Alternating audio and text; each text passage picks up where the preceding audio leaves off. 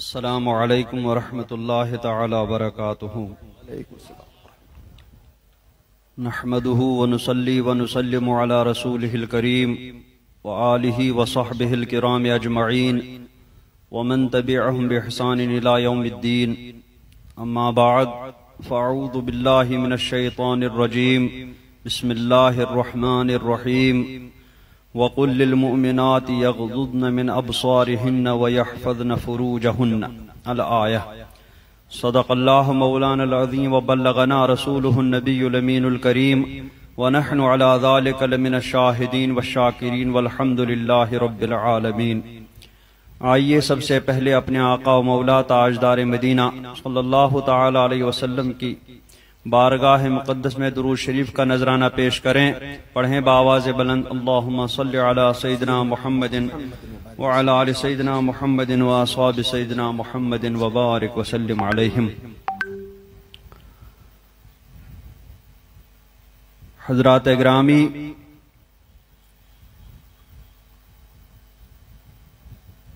میں نے جس آیت کریمہ کی تلاوت کا شرف حاصل کیا،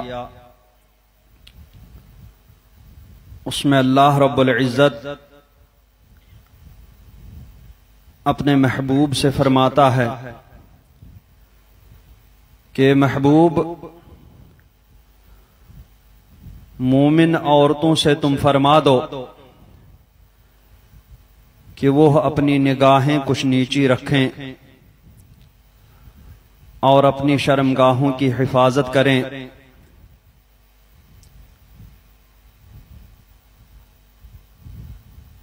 یہ سورہ نور کی آیت کریمہ ہے، اس میں عورتوں کے لیے ان ارشادات کے علاوہ اور بھی ارشادات اللہ رب العزت نے بیان فرمائے ہیں۔ اسی لیے علماء کرام نے فرمایا کہ عورتوں کو قرآن پاک کی تعلیم تو دے ہی دی جائے گی، بالخصوص سورہ نور شریف کی تعلیم ان کو دے دی جائے، کیونکہ سورہ نور میں عورتوں کے متعلق بہت سارے احکامات اللہ رب العزت نے بیان فرمائے ہیں۔ عورت یہ بھی اللہ تبارک و تعالی کی مردوں کے پاس امانت ہے، اور مردوں کو عورتوں کا نگران اللہ تبارک و تعالی نے مقرر فرمایا۔ فرمایا الرجال قوامون علی النساء، مرد عورتوں پر نگران ہیں، محافظ ہیں۔ مردوں کو حفاظت کرنے کے لیے بہت سی چیزیں اللہ تبارک و تعالی نے عنایت فرمائی۔ یہ سانسیں، یہ آنکھیں، یہ کان، یہ زبان، یہ مال و دولت، یہ اولاد، اور یہ زندگی کے کچھ ایام، یہ سب اللہ تبارک و تعالی نے انسانوں کو عطا فرمائے، اور ان کی حفاظت ان کے ذمہ مقرر فرمائی کہ اپنی سانسوں کی بھی حفاظت کرو، اپنی آنکھوں کی بھی حفاظت کرو، اپنے کانوں کی بھی حفاظت کرو، کانوں سے کچھ ایسا نہ سنو جو اللہ اور رسول کو ناپسند ہو، آنکھوں سے کچھ ایسا نہ دیکھو جو اللہ اور رسول کو ناپسند ہو، زبان سے کچھ ایسا مت بولو جو اللہ اور رسول کو ناپسند ہو، ہاتھوں سے کوئی ایسا کام نہ کرو جو اللہ اور رسول کو ناپسند ہو، پیروں سے کسی ایسی جانب نہ چلو جہاں جانا اللہ اور رسول کو ناپسند ہو، قدم قدم کی، لمحے لمحے کی حفاظت کرنی ہے۔ اور بزرگان دین نے ان تمام چیزوں کی اسی طریقے سے حفاظت فرمائی جس طریقے سے اللہ اور رسول نے فرمایا۔ یہاں تک کہ سانسوں کی بھی حفاظت فرمائی، سانسوں کی حفاظت کا طریقہ بھی ہمیں بتا دیا۔ بزرگان دین جب سانس بھی لیتے تھے، وہ سانس بھی اس میں لا الہ الا اللہ کی بو آتی تھی، مہک آتی تھی۔ ہم لوگ تو کھڑے ہو جاتے ہیں ایسے کر لیں، بیمار ہوں بیٹھتے ہیں آہ اور آہ کے والا ہماری زبان سے کچھ نہیں نکلتا، لیکن بزرگان دین حضور مفتی اعظم علیہ رحمت و رضوان اور ان کے بافیض صحبت یافتہ حضور تاج الشریعہ علیہ رحمت و رضوان بیماری کمزوری کی حالت میں جب یہ بزرگان دین اٹھتے بیٹھتے تو آہ کے بجائے اللہ نکلتا تھا ان کی زبان سے، جب بیٹھتے تھے تو آہ کے بجائے اللہ بیٹھ کر کے اس طریقے سے یہ لوگ اپنے گلے کی سے نکلی ہوئی سانسوں کی بھی حفاظت کرتے تھے، اور صرف جاگتے میں نہیں، سوتے وقت بھی ان بزرگوں نے سانسوں کی حفاظت فرمائی۔ پاس انفاس یعنی سانسوں کا لحاظ، سانسوں کی حفاظت کیسے کرنی کہ جاگتے میں تو عادت ڈالنی ہی ڈالنی۔ اعلیٰ حضرت علیہ رحمت و رضوان سانسوں کی حفاظت کا طریقہ ارشاد فرماتے ہیں کہ کس طریقے سے تم اپنی سانسوں کی حفاظت کرو، اور سانس لو تو اس میں بھی لا الہ الا اللہ کی خوشبو محسوس ہو، سانس اندر لو تو اس میں بھی لا الہ الا اللہ کی خوشبو کیسے محسوس ہو جائے گی۔ سبحان اللہ سبحان اللہ۔ اس کا طریقہ فرماتے ہیں کہ تم لوگ سونے سے پہلے ناف سے شروع کرو سانس لینا، اور ناف سے شروع کریں گے تو سانس میں لا الہ کا تصور کریں اور اس کو دماغ تک لے جائیں۔ تو ناف سے ہم لا الہ الا اللہ کھینچتے ہوئے دماغ تک تک پہنچا دے، لا الہ، آواز یہاں تک پہنچے گی سانس، اور پھر ہمیں واپس لانی ہے، اس سانس کو نکالنا ہے، چھوڑنا ہے۔ تو کیسے چھوڑیں گے؟ اس کو آپ اس سانس کو لا کر کے دل پر بٹھا دیں، الا اللہ، لا الہ سے لے کر دماغ تک پہنچائیں سینے سے، اور پھر دماغ سے الا اللہ وہ دل تک لے جائیں۔ تو اس طریقے سے تم جب سوگے اور تمہاری عادت سانس لینے اور چھوڑنے میں ہو جائے گی، تم جب جاگتے رہو گے تب تو یہ لا الہ الا اللہ کی خوشبو تمہاری سانسوں سے آتی رہے گی، لیکن جب تم سوگے اور تمہاری عادت پڑ چکی ہوگی تو سوتے میں بھی تمہاری سانسوں سے لا الہ الا اللہ کی خوشبو محسوس ہو رہی ہوگی۔ سبحان اللہ سبحان اللہ۔ اور آج کل بہت سارے لوگ ایسے ہیں کہ جن کو نیندیں نہیں آتی ہیں، ٹینشن ہے دماغ میں، پریشانی ہے، بہت ساری پریشانی میں مبتلا ہے، نیند نہیں آتی ہے۔ آپ اعلیٰ حضرت علیہ رحمت و رضوان کا یہ سانسوں کی حفاظت والا نسخہ ایک دن آزما کر کے دیکھیں، کیونکہ جب آپ اس کلمہ شریف کے ورد میں لا الہ الا اللہ میں مشغول ہو جائیں تو یہ لا الہ جو ہی ہا کی ضرب آپ دماغ پر لگائیں گے، دماغ میں جتنے ٹینشن ہوں گے سب یکدم کافور ہو جائیں گے۔ سبحان اللہ سبحان اللہ۔ اور جب الا اللہ کی ہا کی ضرب آپ پھر دل پر لگا لیں تو دل میں جو بھی پریشانیاں ہوں گی وہ ساری پریشانیاں آپ کے دل سے دور ہو جائیں گی۔ جب دماغ اور دل پریشانیوں سے خالی ہو جائے گا تب پرسکون نیند آ جائے گی اور آپ کی سانسوں سے لا الہ الا اللہ کی خوشبو محسوس ہو سبحان اللہ سبحان اللہ سبحان اللہ۔ آپ کی سانسیں مشکبار ہو جائیں گی، آپ کے آس پاس مشکبار ہو جائے گا۔ یہ سانسوں کی حفاظت بھی بزرگوں نے ہمیں فرمائی۔ تو جو اللہ تبارک و تعالی کی امانتوں کی حفاظت کرنے کے بارے میں اتنا اہتمام کریں گے کہ سانسوں کی بھی حفاظت فرما رہے ہیں،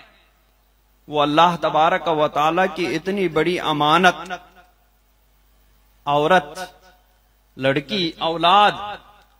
انہوں نے اس کی حفاظت کے بارے میں کتنا کچھ اہتمام فرمایا ہوگا۔ روئے زمین پر سب سے مقدس جگہ ہے مسجد،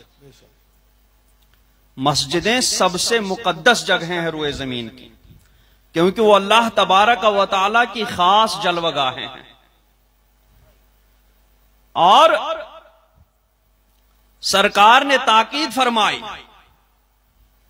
کہ لا تمنعوا اماء اللہ مساجد اللہ، کہ اپنی اللہ کی باندیوں کو یعنی عورتوں کو مسجدوں کے اللہ کی مسجدوں سے نہ روکو. اللہ کی باندیوں کو اللہ کی مسجدوں میں آنے سے نہ روکو، یعنی انہیں مسجد میں آنے دو کہ وہ بھی مردوں کے ساتھ جماعت سے نماز ادا کریں گے. یہ سرکار دو عالم صلی اللہ علیہ وسلم کی صاف حدیث مبارکہ، اور یہ عام نمازوں کا حکم ہے. اور عیدین اور جمعہ وغیرہ کے لیے تو سرکار دو عالم صلی اللہ تعالی علیہ وسلم نے خاص حکم فرمایا ہے کہ جمعہ کے دن حضرت ام عطیہ رضی اللہ تعالی عنہ فرماتی ہے کہ امرنا ان نخرج الحیض یوم العیدین وذوات الخدور فیشہدن جماعت المسلمین ودعوتهم وتعتزل الحیض عن مصلاہن. فرماتی ہیں کہ ہمیں حکم دیا گیا، عام نمازوں کے بارے میں تو فرما دیا، اور ان عام نمازوں میں حیض والی عورتیں، نفاس والی عورتیں مستثنی ہوئی، کیونکہ وہ عام نمازوں میں مسجدوں میں نہیں آ سکتی، کیونکہ اس زمانے میں ان کے لیے نمازیں معاف ہیں. لیکن عید کی نمازوں کے بارے میں حضرت ام عطیہ فرماتی ہیں کہ ہمیں حکم دیا گیا کہ عیدین کے دن حیض والی اور پردہ نشین عورتوں کو بھی ساتھ لے جائیں تاکہ یہ بھی مسلمان کی جماعت اور دعا میں شریک ہو جائیں، اور حیض والیاں نماز کی جگہ سے الگ رہیں، جو عورتیں نماز پڑھ رہی ہوں ان سے یہ الگ رہیں. قالت امرات، ایک عورت نے عرض کیا رسول اللہ صلی اللہ تعالی علیہ وسلم،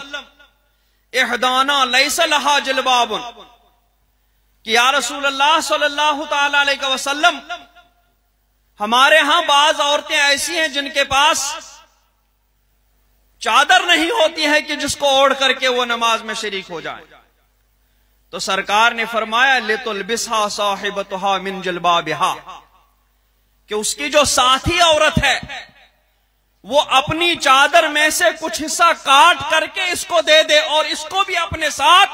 عیدگاہ لے آئے تاکہ یہ بھی مسلمانوں کی دعاؤں میں شریک ہو جائے اور اس برکت سے مالا مال ہو جائے جو برکت عید کی نماز کے دوران میں، خطبے کے دوران میں، دعا کے دوران میں مسلمانوں پر اترتی ہے. سبحان اللہ سبحان اللہ. تو اس طریقے سے سرکار دو عالم صلی اللہ علیہ وسلم نے عورتوں کو نمازوں میں بالخصوص عید کی نماز میں آنے کے بارے میں تاکید فرمائی. لیکن جب سرکار دو عالم صلی اللہ علیہ وسلم کا زمانہ برکت نشان گزر گیا، صحابہ کرام کا دور آیا، حضرت فاروق اعظم رضی اللہ تبارک و تعالی عنہ کا دور جب آیا تو حضرت فاروق اعظم رضی اللہ تبارک و تعالی عنہ نے عورتوں کو مسجدوں میں آنے سے روکا، عیدگاہ میں نماز میں آنے سے روکا، ان کو نہیں آنے دیا. اور جب پوچھا گیا حضرت سیدتنا عائشہ رضی اللہ تبارک و تعالی عنہا کے پاس مسلمان عورتیں شکایت لے کر کے گئیں کہ ام المومنین، سرکار نے تو ہمیں مسجدوں میں بلایا، مسجدوں میں جماعتوں میں شریک ہونے کو فرمایا، عیدگاہ میں عید کی نمازوں میں شریک ہونے کو فرمایا،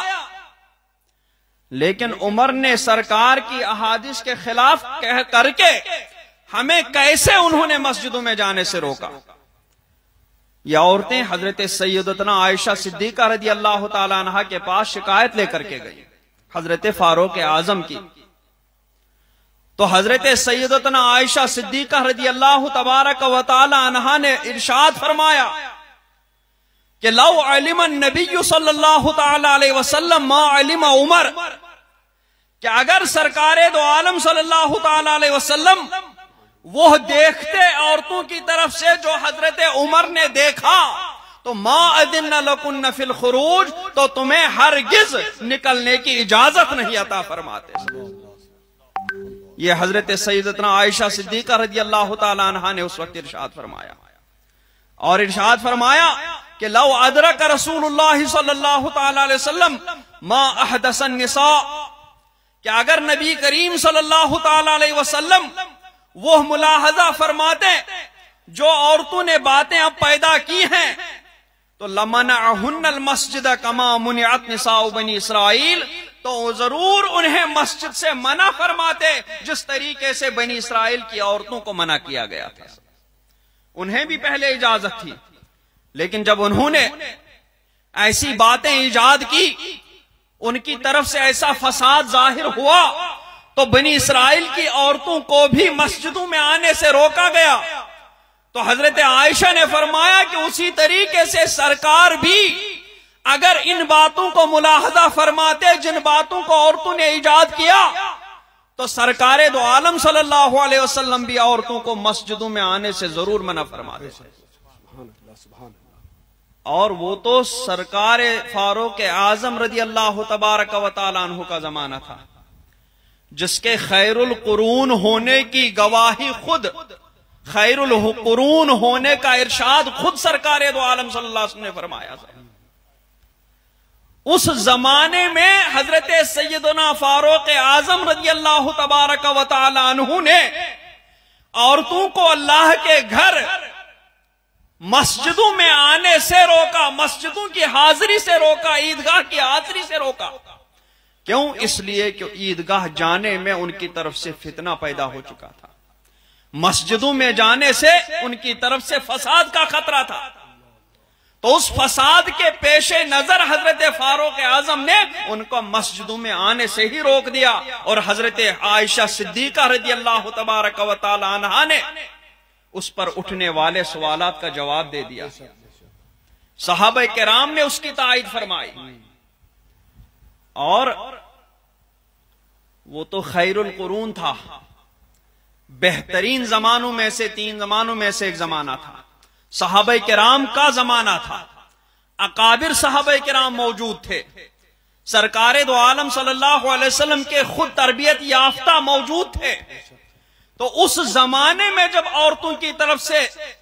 جب فساد کا خطرہ ہوا، تو حضرت فاروق اعظم نے اتنا بڑا قدم اٹھایا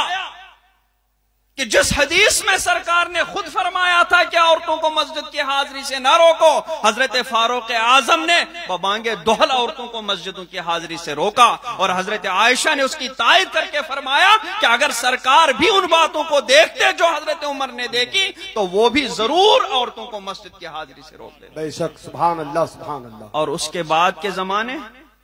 لا یاتی عام الا والذی بعدہ شر منہ، جو بھی سال آئے گا اس کے بعد والا سال اس سے بھی زیادہ برا ہوگا. تو فاروق اعظم کے بعد جو سال آئے وہ ان کے سالوں سے کہیں زیادہ برے سال، ان میں فاروق اعظم کے زمانے کے مقابلے میں اور بہت زیادہ شر کا ظہور ہوا، اور بہت زیادہ فساد کے ظہور کا اندیشہ. تو جب اس فساد کے پیش نظر سرکار فاروق اعظم نے مسجدوں کی حاضری سے روکا، تو آج کتنے بڑے فسادات کا خطرہ ہے، عورتوں کی جانب سے کتنے بڑے فساد کا خطرہ ہے. اگر فساد کی بنا پر عورتوں کو مسجدوں میں جانے سے روک دیا جا سکتا ہے، تو فساد کی بنا پر عورتوں کو اسکولوں اور کالجوں سے کیوں نہیں روکا جا سکتا؟ بے شک، سبحان اللہ سبحان اللہ. جب مسجد جانے پر عورتوں کی طرف سے اتنے بڑے فساد کا خطرہ تھا، تو آپ خود سوچو کالجوں میں، یونیورسٹیوں میں عورتوں کے جانے پر کتنے بڑے فساد کا خطرہ ہے. بہت اچھا، سبحان اللہ. اور وہ خطرہ صرف خطرہ نہیں رہا، بلکہ آئے دن ہماری آنکھیں ایسے واقعات خود دیکھ رہے ہیں، اخبارات بھرپور ہیں ایسے واقعات سے، انٹرنیٹ بھرا پڑا ہے ایسے حادثات سے. کیوں؟ اس لیے ایک تو اس زمانے کی عورتیں، خیر القرون کی عورتیں جن کی تربیت ہی دینی تربیت ہوئی تھی، تب بھی فاروق اعظم نے روکا. اور اس کے بعد کے اس فساد سے بھرے پڑے زمانے میں جبکہ ہم بے شمار کوتاہیوں کے ساتھ ساتھ اپنی اولاد کی تربیت میں بھی بہت زیادہ کوتاہی برت رہے ہیں، کوئی دینی تربیت کا اہتمام نہیں کرتے، کوئی دینی پرورش کا اہتمام نہیں کرتے، تو ہمیں کتنے بڑے فساد سے بچانے کے لیے اپنی بچیوں کو، اپنی لڑکیوں کو ان یونیورسٹیوں سے، ان کالجوں سے بچانا بہت ضروری ہے، کیونکہ نہ تو دینی تربیت کر رہے ہیں اور اوپر سے مکمل دنیاوی ماحول میں بھیج رہے ہیں، تو پھر ظاہر سی بات ہے جو نتیجہ ہونا ہے وہ تو ہونا ہی تھا، جو حادثہ ہونا تھا وہ تو ہونا ہی تھا۔ اس میں جتنا حصہ اس لڑکی کا ہے اتنا ہی حصہ ہمارا بھی ہے، اس فساد میں جتنی وہ لڑکی شریک ہے اس سے زیادہ اس فساد کو برپا کرنے میں ہم شریک ہیں سب، کیونکہ ہم نے تربیت نہیں کی، دینی تربیت، ہم نے دینی پرورش نہیں کی، ہم نے مال کو تو دن بھر ہم حفاظت کرتے رہتے ہیں، اگر ہمارے پاس ہیرے جواہرات ہوں، پیسے ہوں،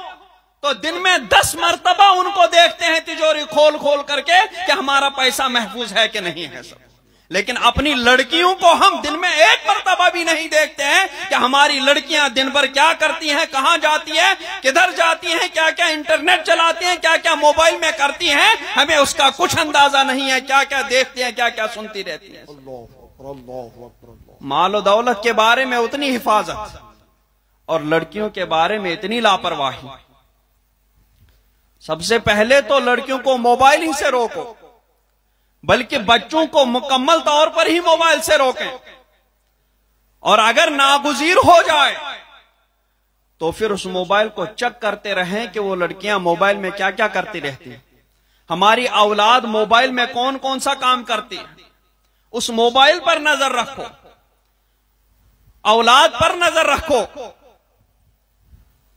اور اگر فتنے کا اندیشہ ہو جائے تو پھر اولاد کو کالج اور یونیورسٹی بھیجنے کی کچھ بھی ضرورت نہیں ہے۔ اگر عورتیں حج کو جانا چاہیں تو ان کے لیے بھی ضروری ہے کہ ان کا کوئی محرم مل جائے، تبھی جا کر کے وہ حج جیسی مقدس عبادت کو ادا کرنے کے لیے جا سکتی ہے۔ سرکار کی زیارت کتنی بڑی زیارت، کتنا بڑا شرف ہے، لیکن اگر وہاں بھی کوئی عورت جانا چاہے تو جب تک اس کا محرم نہیں ملتا، جب تک اس کا وہ سفر مکمل طور پر محفوظ نہیں ہوتا، تب تک اس کو بھی وہاں جانا جائز نہیں ہے۔ اگر جائے گی تو وہ گناہ لے کر کے آئے گی، اس کا وہ پورا سفر گناہ کا سفر ہوگا، وہ پورے سفر میں گنہگار ہو جائے گی۔ تو جب ایسے مقدس سفر میں محرم کی ضرورت ہے کہ جو اس کی دیکھ بھال کرے، جو اس کی حفاظت کرے،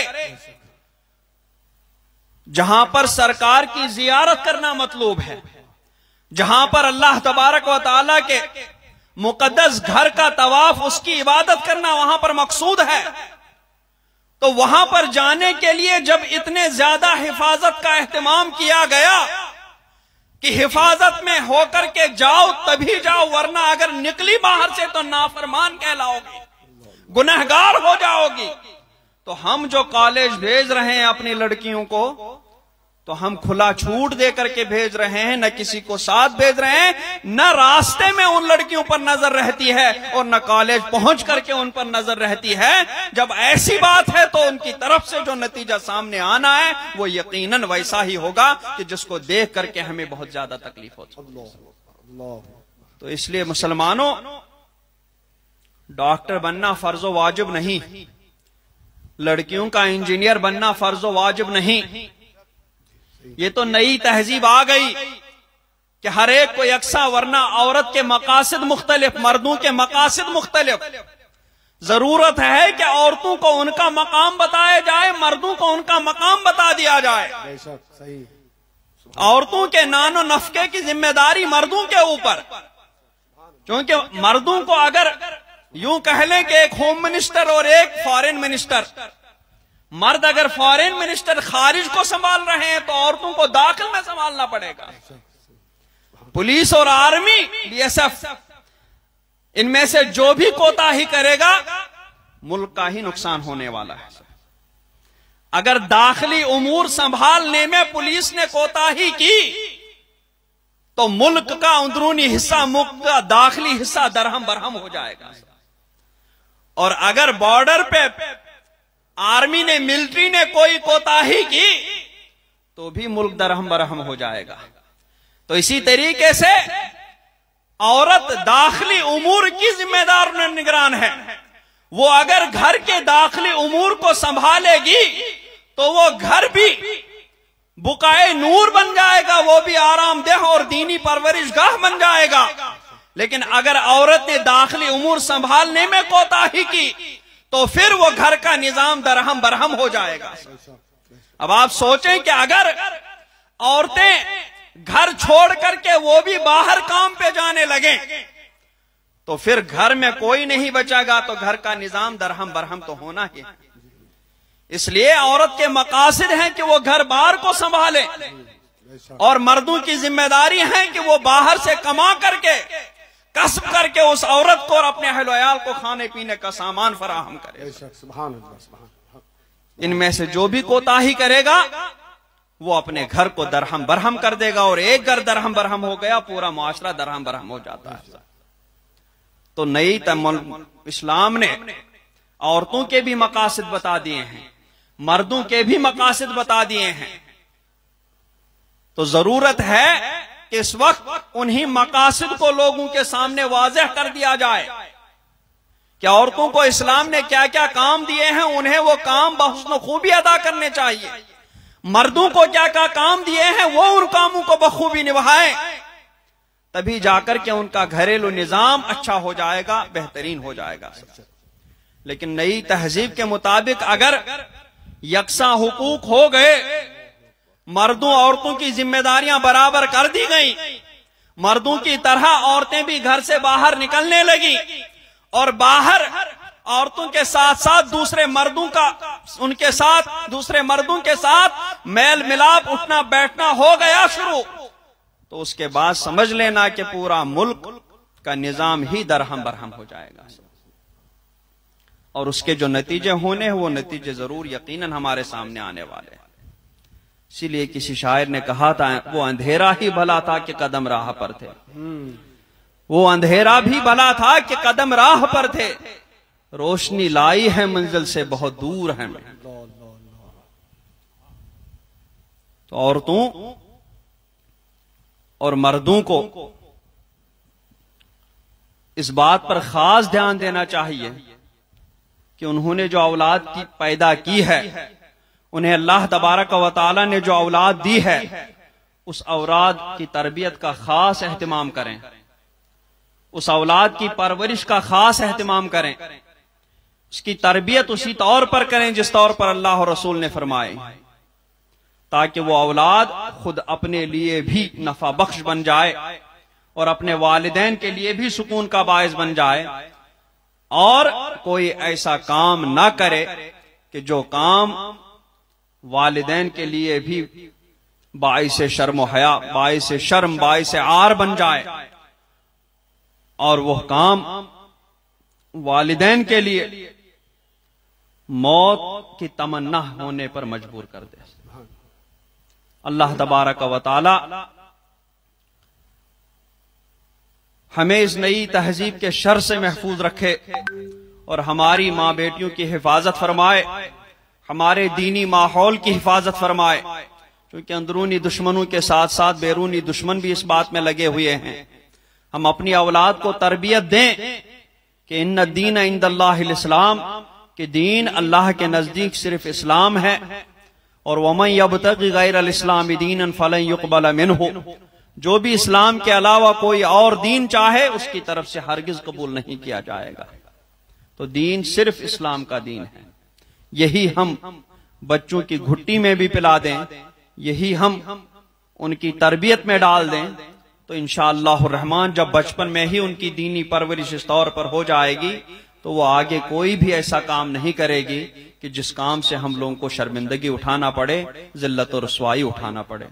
اللہ تبارک و تعالی ہمیں مسلک اہل سنت و جماعت، مسلک اعلی حضرت پر چلنے کی توفیق رفیق عطا فرمائے. وصلی اللہ تعالی علی خیر خلقہ محمد وعلی آلہ وصحبہ اجمعین برحمتک یا ارحم الراحمین.